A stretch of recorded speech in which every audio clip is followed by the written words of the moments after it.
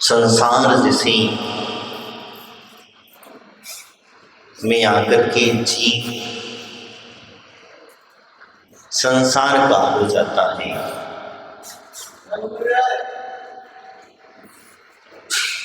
जहां जाता है वहीं का होकर के रह जाता है, क्योंकि उसने अभी तक जो सुख का अनुभव किया है वो सुख नहीं, वो मात्र सुखाभास है। और जब तक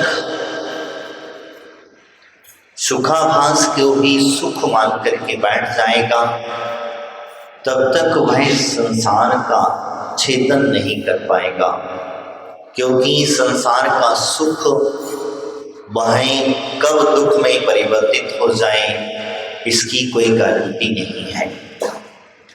इसीलिए इस सुख को क्षणिक सुख कहा और शाश्वत सुख जो है वह सिद्धों का सुख हुआ करता है, क्योंकि सिद्ध शिला पर जाने के बाद जो सुख मिलता है वो सुख हमें संसार में रह करके प्राप्त नहीं होता। एक राजा सामान्य राजा से थोड़ा सा सुखी एक व्यक्ति और राजा जो होता है मांडलेश्वर होता है, मांडलेश्वर से सुखी ज्यादा एक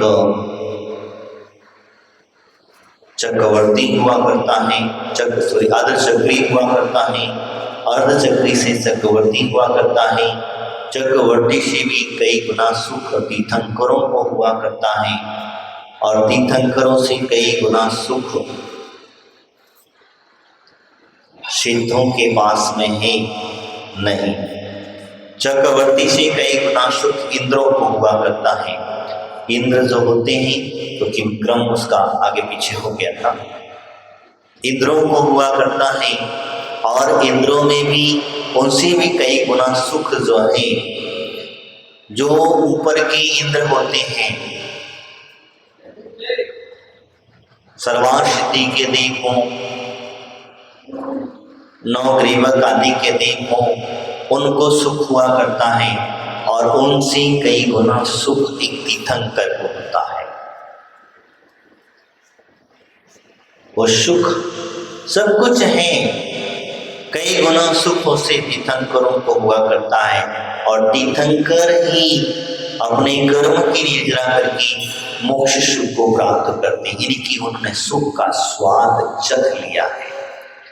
मेरा कहने का तात्पर्य यह इसीलिए मैंने ये बताया है क्योंकि जिस सुखा और हम तो कहाँ हैं, एक क्वेश्चन भी नहीं है, तो वह तीर्थंकरों का सुख होकर के भी, उनके पास में सब कुछ होकर के भी वह शाश्वत सुख को प्राप्त करने के लिए मोक्ष मार्ग पर चलते हैं, यानी कि संसार के वैभव को त्याग देते हैं।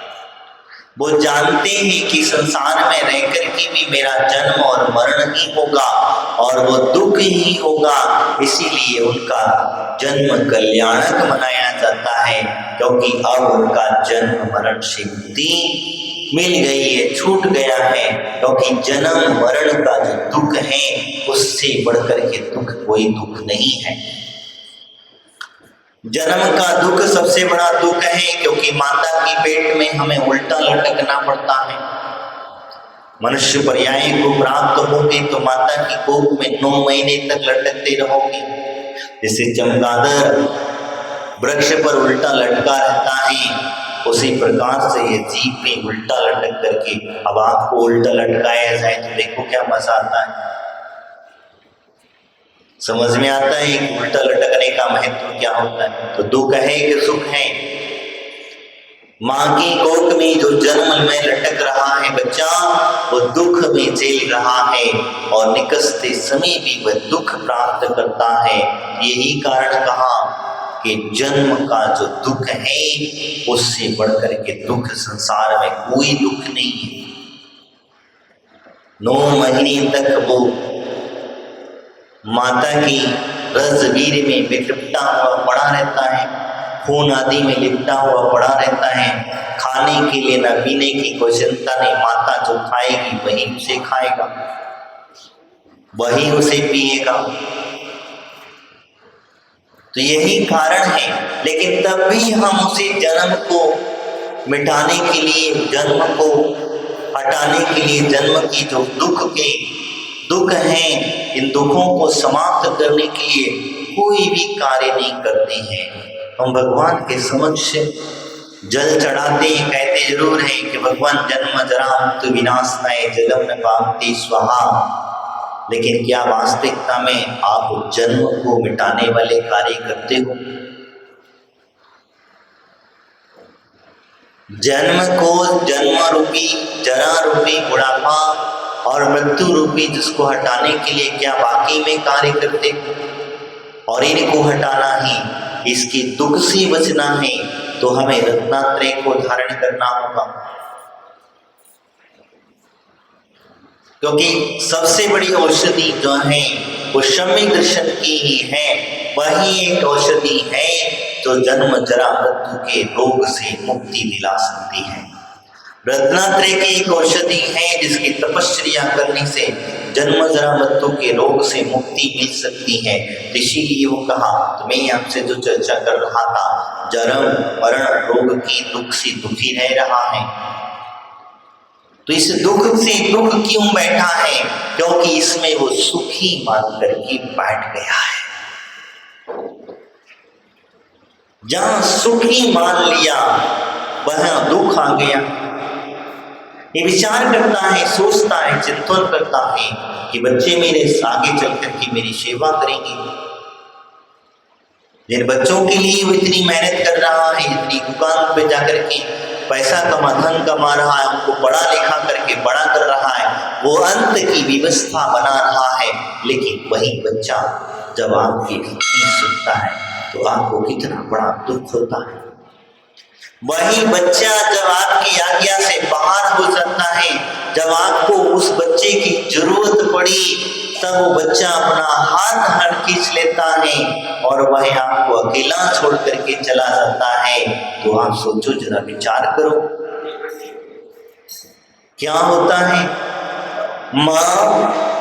माता पिता बच्चे को पढ़ाते लिखाते हैं, डॉक्टर बनाते, इंजीनियर बनाते, बड़ी बड़ी पढ़ाइयां कराते, डिग्री दिलाते, और डिग्री दिलाने के बाद में आपको लगता है कि हम नौकरी पाने करने लगेंगे। माँ बाप की सेवा कोई नहीं चाहता। माँ बाप के पास कोई रहना नहीं चाहता। वो कहता है मैं तो नौकरी करूंगा, और नौकरी करूंगा भी तो बड़ी नौकरी करूंगा। अब घर वाले भी लाता है तो वो भी चलो ठीक है, तुम नौकरी करते हो कर लो। वो कहता घर वाले भी मुझे नौकरानी चाहिए, नौकरानी चाहिए। नौकर घर गृहस्थी कौन संभाले? अब वो घर गृहस्थी में जो होता क्या है, जब बच्चे होते हैं तो बच्चों के लिए हम लोग आजकल तो बड़ी बड़ी सिटियों में बच्चों को संभालने के लिए छोटे छोटे आजकल हॉस्टल बन गए, वहां जाके छोड़ दिए जाते हैं, रहो बेटा। अब वो जो बच्चा है आपसे इतनी दूर रहता है, बच्चा जब दूर रहेगा, माँ बाप का प्यार नहीं मिलेगा, तो फिर बच्चा माँ तुमको प्यार कैसे देगा? तुमने उसे बचपन में हॉस्टल में छोड़ा था, वो अब तुमको ले जाकर के वृद्धाश्रम में छोड़े आएंगे। ये तो नियम है। तो मैं जो चर्चा कर रहा, दुख की जो चर्चा कर रहा था, तो ये दुख होता है, आपको लगता है बताओ हमने इतना खर्चा किया, पढ़ा लिखा करके इसको योग्य बनाया, और आखिर में अंत में क्या हुआ? यही हुआ। एक घटना याद आई, बहुत पहले हमने पढ़ी थी। एक बूढ़ी माँ गरीब थी बेचारी, और गरीब रहने की वजह से अपना पेट काट काट करके लोगों के घरों में बर्तन मांज करके अपने बेटे की खुशी के लिए, बेटे को कोई कमी ना हो, कोई परेशानी ना हो, अच्छी से अच्छी स्कूल में पढ़ाती रही। पहले अच्छे स्कूल में पढ़ाया कि बेटा बेटा पढ़ लिख करके बड़ा बन जाएगा, कोई ऑफिसर बन जाएगा तो मेरे दुख कट जाएंगे, मेरे दुख छूट जाएंगे। वो माँ अकेली थी, पिता का साया उठ चुका था।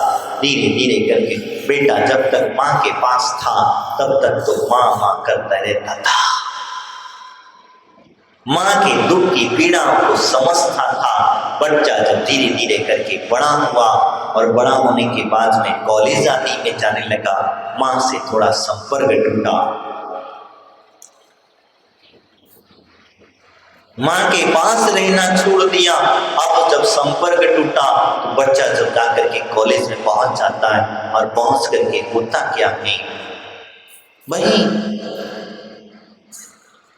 जो आजकल बच्चे करते हैं हमारे, बस शादी कर ली, पढ़ाई डिग्री प्राप्त कर लिया, डिग्री प्राप्त करने के बाद में उसने शादी कर ली। अब शादी कर ली, शादी करने के बाद में माँ को पता ही नहीं है, बेचारी माँ तो वही सोच रही है भाई बेटा मेरा पढ़ रहा है, उसे क्या पता। एक दिन उसे पत्र मिलता है कि बेटा बहुत बड़ा डॉक्टर बन गया है। क्या बन गया? बहुत बड़ा डॉक्टर बन गया है। और डॉक्टर बन गया है तो माँ सोची विचार कर रही थी कि चलो, गांव वालों ने भी कहा कि जब तुम्हारा बेटा डॉक्टर बन गया है तो आप यहाँ बीमार रहते हो, लोगों के घर में बर्तन मांजते हो, छोड़ दो, चले जाओ अपने बेटे के पास में, बेटा आपको संभालेगा। तो ठीक है, चली गई, घर से सब कुछ बेच बाच करके जो कुछ भी था थोड़ा बहुत उसके पास में लेकर के अपनी पोटली बना करके गई। जाने के बाद में देखा तो डॉक्टर हॉस्पिटल के सामने नाम पढ़ा, नाम पढ़ने के बाद में वहाँ रुकी, उतरने के बाद में उसने वहाँ जो भी कंपाउंडर वगैरह रहते हैं कहा हमको बेटे से मिलना है। तो बोले बेटा कौन? बोले डॉक्टर साहब से मिलना है। बोले डॉक्टर साहब से मिलना है। तो बोले ठीक है, आप हैं कौन? बोले मैं आपकी माता से। डॉक्टर केबिन में से जाली में से झांक रहा था, उसकी दृष्टि पड़ गई। देखिए बेटा कितना नालायक होता है, उसने कंपाउंडर से कह दिया कि यहाँ कोई डॉक्टर मुझे मिलने के लिए अभी टाइम नहीं है, हम लाइन में लगी है। क्या लगी है? लाइन में लगी है।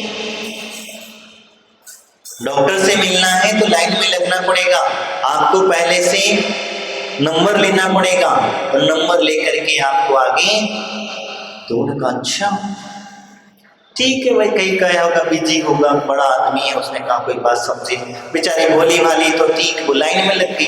डॉक्टर ने कहा अभी बेटा को पहचान नहीं, भाई लोग जानते तो है नहीं है। अब वो गांव का नाम बता रही थी, अब गांव का नाम वहां डॉक्टर लोगों में कौन जानता था? कोई नहीं जानता था। तो धीरे करके जब नंबर आया तो वो डॉक्टर बेटा अपनी ही माँ से पूछता है आपको क्या बीमारी है? क्या पूछता है? आपको क्या बीमारी है? माँ थोड़ी सी चकित हुई, सोचा विचार किया कि मैं तो अपने बेटे को मिलने कहीं किसी दूसरे बेटे के पास तो नहीं आ गई, कहीं दूसरी जगह तो नहीं पहुंच गई कहीं। तो माँ ने फिर उसे झकझोरा कान दो एक कान पे लगाया उसको, जब बच्चे को, जब लड़का तो लड़का पर ही था, बोले तेरे को समझ है प्यार की भाषा जिसको कहते हैं, एक थोड़ा सा गाल में थप्पड़ लगाया, तब कहा उसे कि डॉक्टर बन गया। तो माँ को भी भूल गया, लोगों के सामने कैसे कहेगी मेरी माँ है, क्योंकि माँ की वस्त्र वेशभूषा ऐसी थी कि उसकी बेइज्जती हो जाती। गांव के लोग रहते ही ऐसे, उनकी बेइज्जती हो जाती, डॉक्टर की बेइज्जती हो जाती, स्टैंडर्ड उसका खराब हो जाता, तो सबके सामने कैसे कहेगी मेरी माँ है। उसने कुछ नहीं कहा, उसने लोग देख रहे थे, उसने ऐसा करा, अरे प्यार से कह दिया होंगे कोई परिचित के, तो ले ठीक है, दवाई वगैरह दे करके उसे कंपाउंडर से कह दिया कि इसी घर ले जा करके छोड़ देना। क्या करना? घर ले जा करके छोड़ देना। घर ले जा करके छोड़ देना यानी कि जहां पर स्टाफ को रखा जाता है वहां इनको रुका देना। किसको रखा जाता है? स्टाफ को रहने की जो जगह रहती है उसमें जाकर के छोड़ देना। घर में बोले किस प्रकार वहां तक, तो वहां तक छोड़ दिया गया। और इसके आगे क्या होता है आप समझ लो। घर में जाकर के पहुंचने के बाद में स्टाफ के रूम में उसे रुका देगा, बेटे का इंतजार कर रही है, अब आएगा, अब आएगा मिलने के लिए। 1 दिन हो गया, 2 दिन हो गया, 3 दिन हो गया, 8 दिन बीत गए बेचारी बूढ़ी माँ को, लेकिन बेटा कहाँ मिलने वाला। फिर उसे नहीं रहा गया तो उसने जाकर के पता तो चला ही लिया था कि बेटा कहाँ रहता है, कौन सा घर है। कभी रोज गाड़ी आता जाता देखती थी। अब गाड़ी आते जाकर देखने तो उसने देखा कि बेटे की गाड़ी आ गई है, तो उसने उसके पीछे पीछे चली गई। तो जाने के बाद में वहां पर होता क्या है कि कुछ लोगों के साथ में कोई बड़े डॉक्टर लोग वहां पर थे। उन लोगों के सामने उसकी मीटिंग चल रही थी, अंदर तक मीटिंग चल रही, वो अंदर जाके घुस गई। अब घुस तो गई, जब अंदर जाकर के उसने देखा कि बेटा तुम मुझे मिलने नहीं आए, तुम मुझे पूछने नहीं आए, तो फिर वो अंदर से डॉक्टर क्या कहता है, इस बुढ़िया को यहां से बाहर निकालो। क्या हुआ? बुढ़िया को बाहर निकाल दो। बुढ़िया को बाहर निकाल दो मतलब ये बुढ़िया पगला गई है, किसी को इसको सहारा दे दो तो इससे छोटे गरीब लोग हैं, इनको घर कहीं सहारा दे दो तो इस सिर पे जाके बैठ जाते हैं। कभी भी गरीब लोगों को सहारा नहीं देना। तो ऐसी ऐसी घटनाएं घट जाती हैं। मतलब जिस माँ ने उसे जन्म दिया था, जिसने पढ़ा लिखा के बड़ा किया था, आज उस बुढ़िया को ही, उस माँ को भी घर से बाहर निकाल दिया। क्या उस माँ के ऊपर कितनी कष्ट पीड़ा पहुंची, कितना कष्ट लगा होगा। क्या उसके मन में ये भाव नहीं आया होगा ये अच्छा होता कि तुझे अपनी कोख में ही मार दिया होता, तो आज ये दिन तो नहीं देखना, मुझे ये आस तो नहीं लगी होती कि मेरा बुढ़ापे का सहारा बनेगा। तो कभी कभी ऐसी घटना घट जाती है। कहने का मात्र कारण यही है कि हम उस जन्म जरा मरण रोगों से सदा दुखी रहते हैं, बाकी का कुछ नहीं। हमारा जन्म और मरण का दुख है। द्रव्यशील क्षेत्र काल भाव परिवर्तन सेना, यदि अधिक क्या होता है हम परिवर्तन करते रहते हैं। मैंने कल ही पर चर्चा हम लोग, क्योंकि परसों चर्चा कर रहे थे कि जिस परिवर्तन होता है 5 प्रकार के परिवर्तन हमारे आचार्यों ने कहे। द्रव्य परिवर्तन, क्षेत्र परिवर्तन, भाव परिवर्तन, भाव परिवर्तन और काल परिवर्तन। ऐसे ही 5 प्रकार के परिवर्तन हैं और ये जीव नित्य प्रतिदिन ही पांचों को परिवर्तन कर रहा है। भले ही हमें लगता है कि शरीर में है किस दिन तक रहेगा, 1 दिन 2 दिन 4 दिन 6 दिन 8 दिन 15 दिन महीना भर, साल 2 साल 10 साल 20 साल 50 साल, इससे ज्यादा नहीं। 70 साल वहां 50 90 साल और जी लो, 100 साल जी लो, लेकिन आखिर में इस शरीर को भी छोड़ करके तुम्हें जाना ही पड़ेगा, परिवर्तन करना ही पड़ेगा। ये परिवर्तन का नियम है। तो जब इस नियम परिवर्तन करना ही पड़ेगा तो हम क्यों इसलिए, तो इससे अच्छा है कि जब परिवर्तन करने से समय आने से पहले ही हम इसका परिवर्तन कर दे, त्याग कर दे, तो बहुत अच्छी बात है। समय रहते अपने आप का भान हो जाना, अपने शरीर का भान हो जाना, अपने शरीर का स्वतः ही त्याग कर देना, ये सबसे बड़ी बहुत अच्छी बात होती है। इसीलिए हमारे आचार्य विद्वत होते, हमारे गुरुराज होते, निरांश होते, दीक्षा लेने के बाद प्रत्येक क्षण सावधान रहते हैं। उन्हें सावधान रहने के लिए क्यों कहा गया? वो जितना सावधान रहते हैं कि अगर हल्की सी भी आहट उन्हें मिल जाती है कि अब मेरा जाने का समय हो गया है, या चिन्ह उन्हें दिखने लग जाते हैं, क्योंकि जो शास्त्रों में कहे हैं उन चिन्हों को अगर जान लेता है, जिसको पढ़े हैं, जिसने पढ़े हैं, जाने के कुछ चिन्ह होते हैं, जाने के पूर्व उसके संकेत देना प्रारंभ कर देते हैं कि अब आपको जाने की तैयारी हो गई है, अब आपको शरीर को छोड़ना पड़ेगा, परिवर्तन करना पड़ेगा। इससे पहले आप जब सावधान हो गए त्याग कर लेना। तो सावधान होगी कब? जब आपको ज्ञान होगा, तब नहीं होगा तो। लेकिन मुनिराजों को ज्ञान जरूर कर लेते हैं, क्योंकि उन्हें उसको पढ़ाया जाता है, उन्हें समझाया जाता है, बताया जाता है, जिसमें कहा जाता मरण कंडिका नाम का एक ग्रंथ है, भगवती आराधना नाम का एक ग्रंथ है। उस ग्रंथों के अंदर में मरण करते समय के भी लोग त्याग करने की व्यवस्था सारी समझाई। तो इनमें मरण कंडिका नाम का जो ग्रंथ है उसमें भी ये चीज समझाई, संबोधन किया, कैसे कैसे प्राण छोड़ना, कैसे कैसे हमारे निमित्त मिलते चले जाते हैं, और निमित्तों के माध्यम से आपको अपना त्याग करते चले जाना, यही कारण होता है। तो मैं आपसे जो चर्चा कर रहा था परिवर्तन का, तो परिवर्तन करने का स्वभाव है, ये भाव परिवर्तन आदि हमारे यहाँ हुआ करते हैं। ये 5 परिवर्तन हम प्रत्येक समय प्रत्येक क्षण हम कर रहे हैं। अब किस गति में जाना है, कौन सी पर्याय को प्राप्त करना है, ये तुम्हारे हाथ में है। परिवर्तन करने के बाद में कौन सी गति में जाना है और कौन सी पर्याय को प्राप्त करना है, वो तुम्हारे हाथ में ही। उसे तुम किस तरीके से ग्रहण करती, कैसे समझती, वो तुम्हारे हाथ में। अगर तुम चाहते हो कि अगर हम अच्छी से अच्छी पर्याय प्राप्त हो, तो व्रत नियम संयम को धारण कर लेना।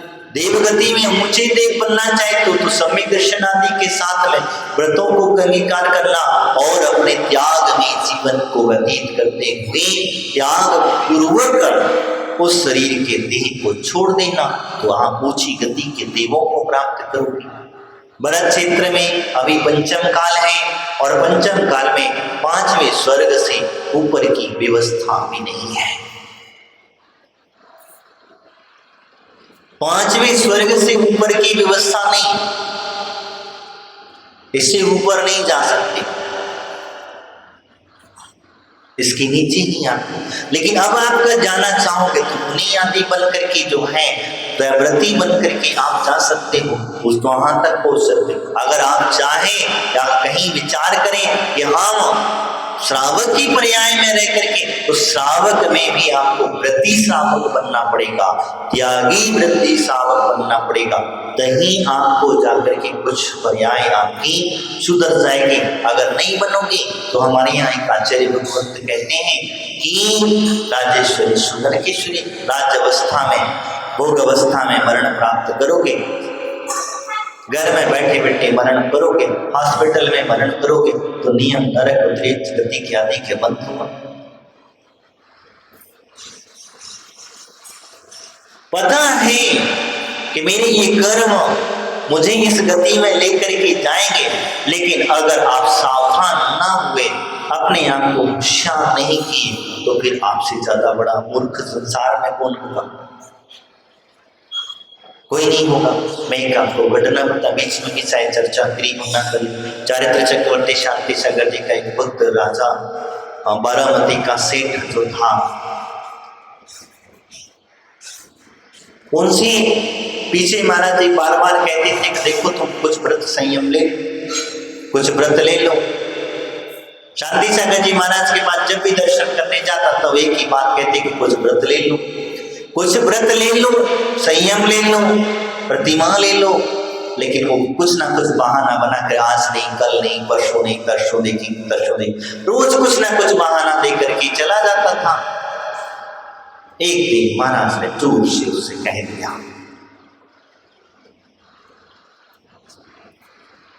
कि तुझे नरक जाना पक्का कर लिया है? क्या तूने नरक जाना पक्का कर लिया? सुनिश्चित कर लिया है कि तुझे नरक ही जाना है। नरक जाने की जहां बात करी वो घबरा गया बेचारा। महाराज क्या कह रहे हैं, मैं इतनी सेवा मेरी सारी व्यर्थ चली जाएगी।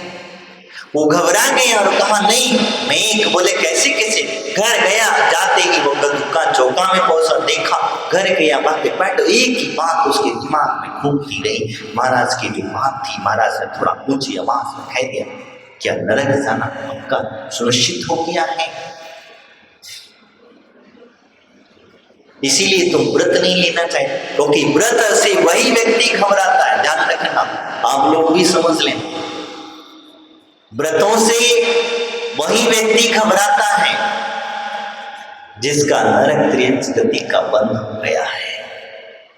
त्याग करने से वही व्यक्ति डरता है जिसका नरक त्रियंच गति को जाना निश्चित पक्का कर लिया है, नरकगामी बनने वाला है निश्चित। इसीलिए वो त्याग करने से घबराता है और व्रत आदि लेने से घबराता है। इसीलिए महाराज ने कह दिया कि क्या तुम्हारा नरक जाना पक्का कर लिया है? वो घबराया, घर गया, घर जाकर के उसे नहीं रह गया। दोपहर का समय हुआ, दोपहर तक शाम तक तो उसके मन में इतनी बड़ी बात घर कर गई कि वो जाकर के गुरुदेव के चरणों में पहुंच गया और कहा कि गुरुदेव आपको जो देना है वो दे दो, अब मैं ग्रहण करने को तैयार हूं। बोले इतने दिन तक तो मेरा ग्रहण करने की सामर्थ्य नहीं थी, मेरा मन कहता नहीं था अभी देखेंगे, सोचेंगे, विचार करेंगे। लेकिन जब आपने कह दिया नरक का बात, आपने कह दी कि नरक जाने की बात कह दी, तो मेरा मन कहता है कि नरक नहीं जाना है। क्योंकि नरक के दुख का वर्णन तो मैंने अच्छी तरीके से छेठाला में पढ़ा है और भी कई ग्रंथों के अंदर में भी मुझे इसको पढ़ने को मिला है। तो उन दुखों को पढ़ने के बाद किसकी इच्छा होगी कि नरक जाने की? नहीं होगी। तब उसने कहा ठीक, तब गुरुजी ने उसे 2 प्रतिमाएं दे दी। तब गुरुदेव ने उसे 2 प्रतिमा दे दी और 2 प्रतिमा देने के बाद वो धीरे से पूछता है कि गुरुदेव आप मेरे व्रत देने के पीछे इतना क्यों पड़े थे? मुंह बोला तो था, थोड़ा सा गुरुदेव के मुंह लगा हुआ था साधु शगन में, तो उसने कहा आप ऐसा क्यों मेरे पीछे पड़े हुए थे? तब उन्होंने एक बहुत प्यारी सुंदर सी बात कही, देखो तुम हमसे यहाँ बैठ करके धर्म चर्चा करते हो, क्या करते हो?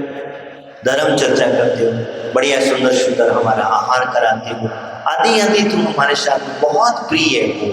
तो हम ये चाहते थे कि ये प्रिय मित्र जो है धर्म चर्चा करने के लिए मुझे कोई तो चाहिए स्वर्ग में।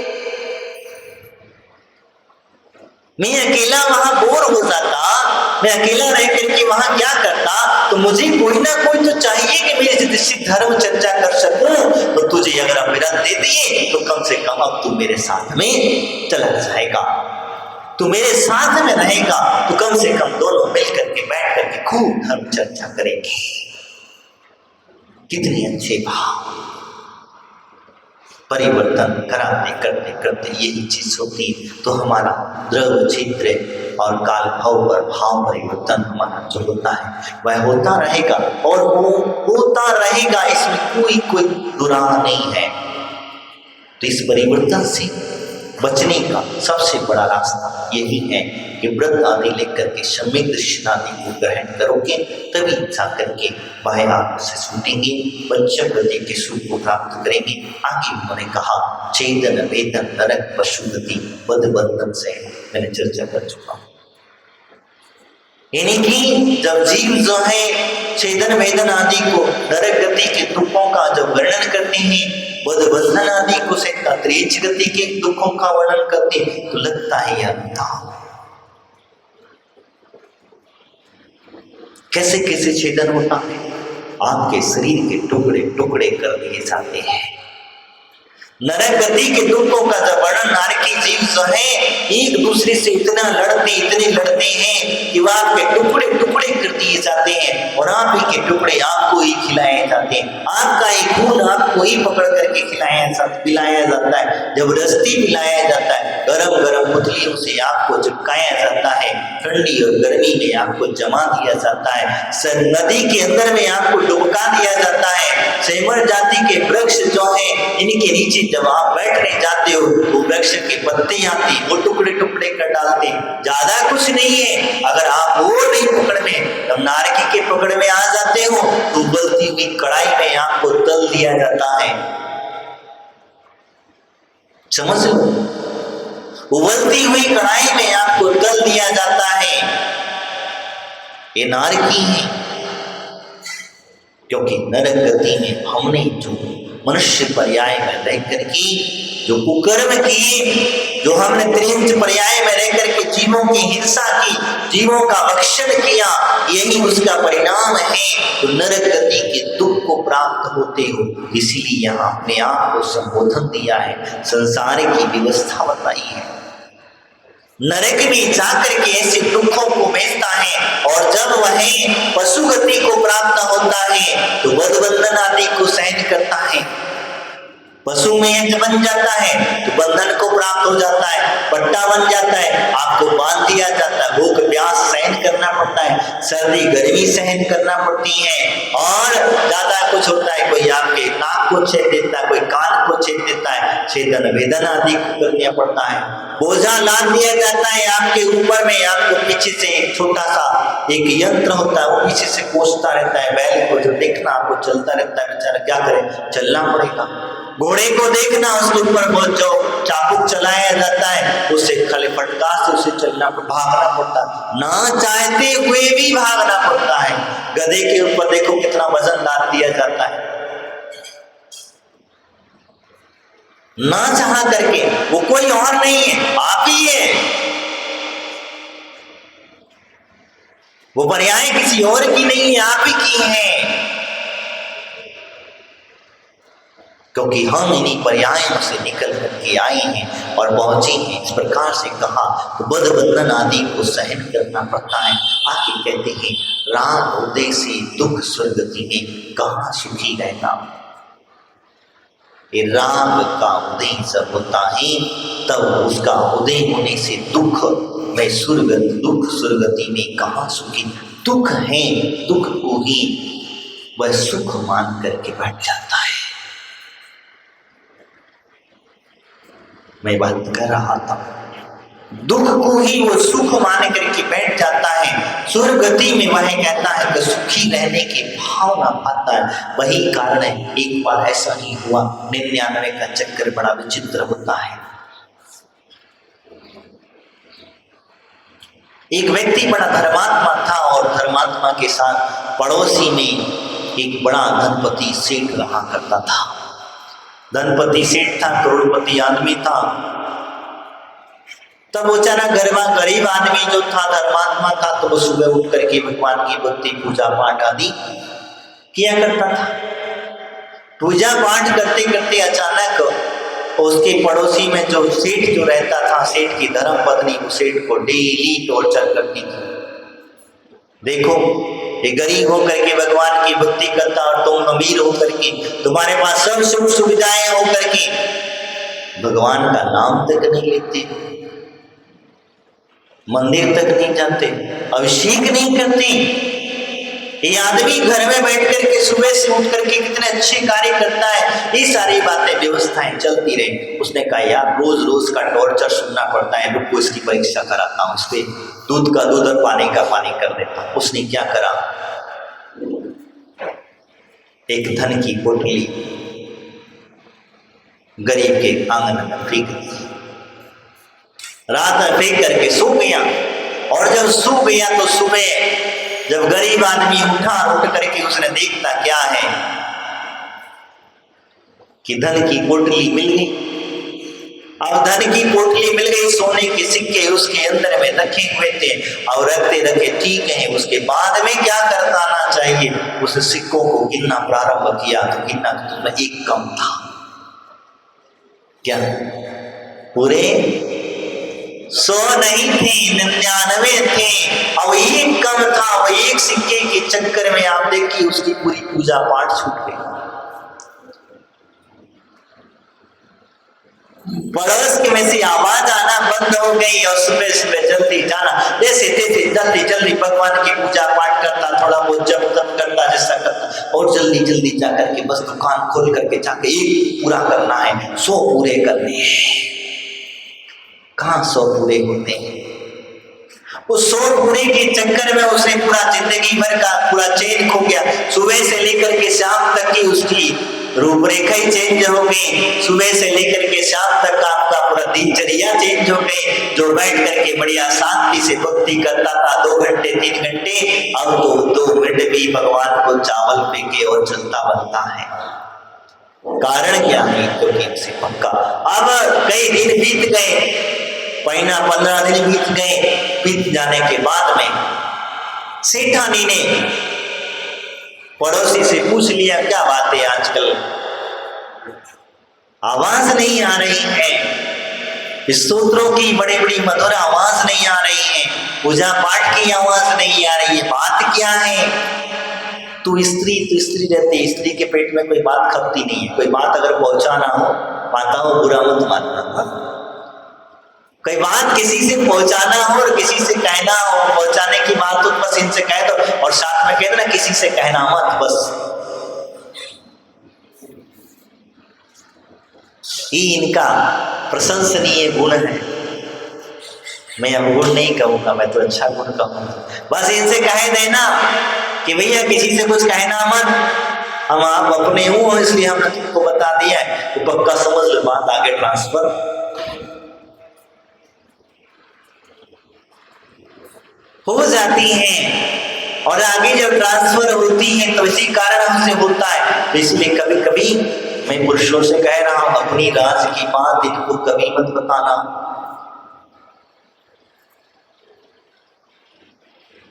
क्योंकि इनका कोई भरोसा, भले कितना भी आपकी पक्की हो, लेकिन स्त्री को पूरा राज कभी भी पुरुष ने नहीं बताना चाहिए। जहां राज बताया वहां सब गया, फिर आपके नाम पे एक सिक्का लग जाएगा चोरों का गुलाम।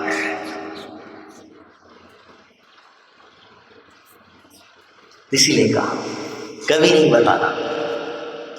तो 99 का चक्कर था, और चक्कर की वजह से जो है अब वो स्त्री को बता दिया गया, उसने पड़ी पड़ोसन को बता दिया कि इनको ऐसे एक धन की पोटली मिली थी, अब उसमें एक मोहर कम, एक सिक्का कम था, तो इसी के चक्कर में वो उसको इकट्ठा 100 कर ले, इसके चक्कर में लगे हैं। इस वजह से आजकल पूजा में उनका मन लगता नहीं है, और जैसे ही पूजा में मन नहीं लगता है, यही कारण होता है।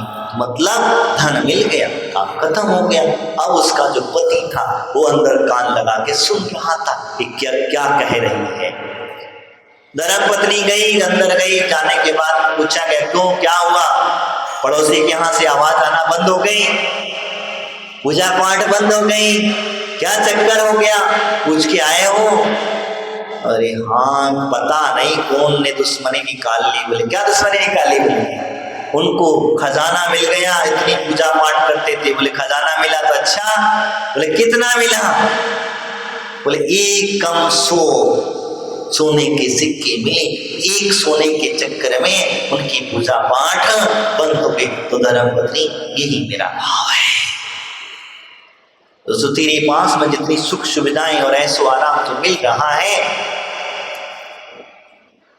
ये मेरे दुख से ही तो मिल रहा है।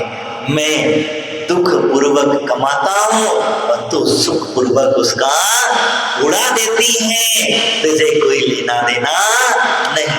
कहने का तात्पर्य मेरा वही है, क्योंकि हम वास्तविकता में राग उदय के माध्यम से, राग के कारण दुखी होकर के संसार में सुरगति को कहाँ सुखी रहना, मेरी सुख की कामना करते हैं। संसार में जिन वस्तुओं को हम इकट्ठा करते हैं, इनसे चाहते हैं सुख, लेकिन क्या वास्तविकता सुख मिल पाता है?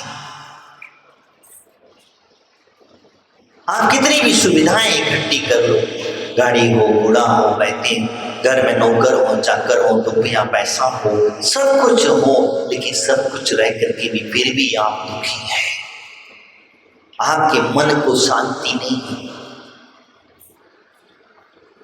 एक फकीर इंसान जो होता है उसके पास में कुछ नहीं होता है, तो वह व्यक्ति फुटपाथ पे सो जाता है तो वह शांति से चैन की नींद आ जाती है और आंख को डल्लब के गद्दे पर भी सुलाया जाता है। बढ़िया बढ़िया महंगे महंगे गद्दों पर भी सो करके भी रात को नींद नहीं आती, उसके लिए आपको एक नींद की गोली खाना पड़ती है। तो बताओ कौन सा सुखी? जिसके पास कुछ नहीं, क्योंकि चिंता नहीं है, और चिंता नहीं है तो उस प्रकार से किस प्रकार का सुख, यही कारण कहा सकता है। एक हम लोगों के लिए ये वास्तविकता स्थिति वही हुआ करती। तो मैं आपसे जो कह रहा था, तो राग उदेसी दुख सुरगति में कहाँ सुखी रहना, ये सुरगति का सुख हम जिसको चाहते हैं वो सुख नहीं है, ये दुखाभास है, और दुख में हम सदा दुखी ही रहेंगे। और हम जिस संसार की वस्तुओं में रहेंगे, अगर यही समय अगर सुख होता तो आप सोचो, विचार करो, तीर्थंकर भगवंतों को त्याग करने की क्या आवश्यकता थी? आपसे तो कई गुना वैभव था उनके पास, उनके पास में वैभव की कोई कमी थी क्या? नहीं था। और सोदरमिंद्र जैसा देव जिनके चरणों में आकर के नतमस्तक के जैसा किंकर की तरह पड़ा हो, नौकर की तरह नौकरी कर रहा हो, चरणों में नतमस्तक झुका करके पड़ा हो, तो आप स्वयं सोच लो, विचार कर लो कि तीर्थंकर का वैभव क्या रहा होगा। तब भी वो उस वैभव को ठुकरा करके कहती, चट हमें नहीं चाहिए तेरा वैभव, अब तो हम उस वैभव का रास्ता खोजेंगे जिस वैभव को प्राप्त करने के बाद कभी किसी दूसरे वैभव की आवश्यकता नहीं पड़ती। अब तो हम उस सुख को प्राप्त करने का मार्ग खोजेंगे जिसको प्राप्त करने के बाद दुख का नाम और निशान मिट जाया करता है। ऐसे भाव उसके अंदर में होती। तो बंधु यहाँ पर वही कह रही है कि भैया कि आप अपने जीवन में इन सब उदाहरणों से अपने जीवन को संसार के दुखों से छूटने का उपाय करना और संसार का सुख प्राप्त करने के लिए नहीं, वह संसार से छूटने के लिए सुख प्राप्त करना।